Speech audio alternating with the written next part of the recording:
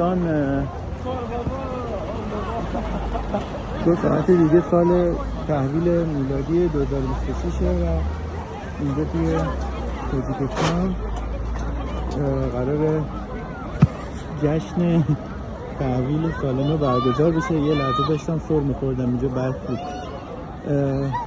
در واقع جای اصلی هستش که جشن میگیرن، اون میدون استقلال روبرومه و اون که سرد و برفی هست ولی استقبال خوبی قطعاً به عمل خواهد آمد از این خطایی که فراهم شده. دوستان از نمای نزدیک ببینید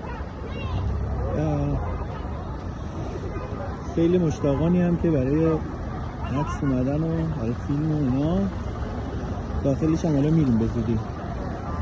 طرف هم بهتون نشون بدم امنیت برقرار رو.